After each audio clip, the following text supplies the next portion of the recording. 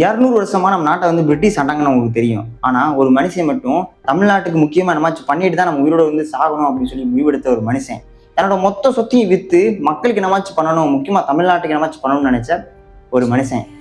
தென் அப்ப இருந்த சுச்சுவேஷன்ல கிட்டத்தட்ட ஒரு 150 வருஷத்துக்கு நீங்க பின்னாடி போய் பாத்தீங்கன்னா பட்டினி, இறைச்சி, அது மட்டும் இல்லாம ஒரு சாப்பாடு சாப்பிட கூட வழியில மக்கள், தண்ணிக்கு கூட பஞ்சமா இருந்த மக்கள். சரி, சில நேரம் வந்து மழை பெய்யும், மழை பெஞ்சா கூட அந்த மழை தண்ணியை சேமிக்க வைக்க முடியாத ஒரு தருணத்துல இருந்த அந்த மக்களால என்ன பண்ண முடியும்னு நினைச்ச அந்த ஒரு மனுஷன்.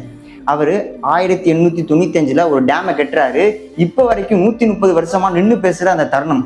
அவர் யாரு, இந்த நாட்டுக்கு எதுக்கு வந்தாரு, தென் அது மட்டும் இல்லாம எதுக்கு இந்த டேமை கட்டி முடிச்சாரு, தென் தன்னோட சொத்தை மட்டும் விற்காம மனைவியோட சொத்தையும் சேர்த்து வித்திருக்காரு, தென் இவர் யாரு, இப்படிலாம் பண்ணி முடிச்சாரு.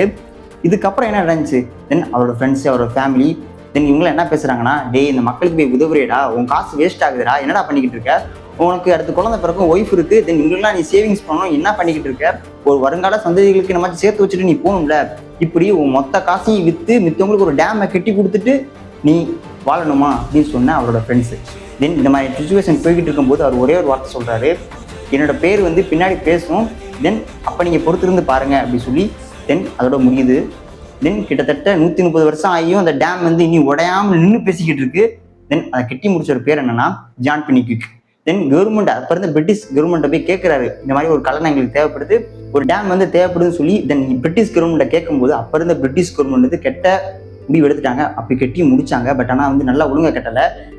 அப்படி மழை பெஞ்சிக்கிட்டு இருக்கும்போது சில நேரம் உடஞ்சி விழுந்துருது. அந்த மாதிரியான சுச்சுவேஷன் போயிட்டு இருக்கு அந்த காலகட்டத்தில். மறுபடியும் கேட்கிறாரு, கொஞ்சம் ஸ்ட்ராங்காக கட்டி கொடுங்க, நீங்கள் கட்டி கொடுத்தது உடஞ்சிருச்சு, மறுபடியும் கொஞ்சம் கட்டி கொடுங்கன்னு சொல்லி கொஞ்சம் ரெக்வஸ்ட்டோட வச்சு கேட்கும்போது, இல்லைங்க முடியாதுங்க, என்கிட்ட கொஞ்சம் பட்ஜெட் ப்ராப்ளமாக இருக்குது, நீங்கள் வேணா கட்டிக்கோங்க அப்படின்னு சொல்லி உங்கள்கிட்ட விடும்போது, தென் இவர் என்ன பண்ணுறாருன்னா தன்னோட மொத்த சொத்தையும் விற்று, அது மட்டும் இல்லாமல் தன்னோட மனைவி சொத்தையும் விற்று இவர் கட்டி முடிக்கிறாங்க. ஆனால் இப்போ வரைக்கும் 130 வருஷமாயும் கம்பீரமாக நிற்கிது.